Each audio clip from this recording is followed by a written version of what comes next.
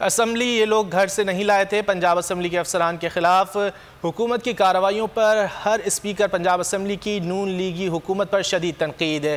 کہا کہ نون لیگ نے ہمیشہ آئین کی خلاف ورزیاں کی، یہ جتنے ہتھ کنڈے استعمال کر لیں اجلاس تو ہوگا، دھونس دھاندلی اور دھمکی کی سیاست نہیں چلے گی۔ وقت پر تو ہوگا، یہ اجلاس ان کا باپ بھی نہیں روک سکتا۔ یہ کوئی طریقہ ہے کوئی کہ اس کا مطلب ہے کہ ہم اپنا لیجسلیشن کا کام، ہم اپنا اسمبلی کا بزنس جو ہے یہ بند کرنا چاہتے ہیں؟ ان کا باپ بھی نہیں کر سکتا۔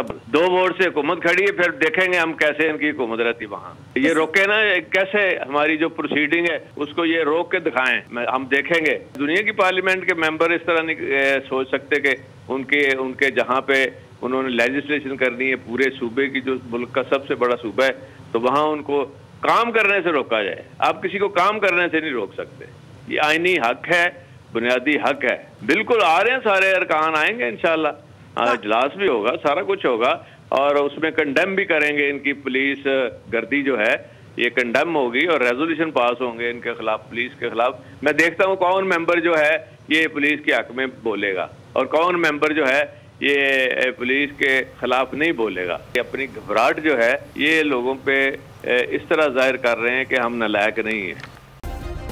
سبسکرائب کریں اور بیل دبائیں تاکہ کوئی خبر رہ نہ جائے۔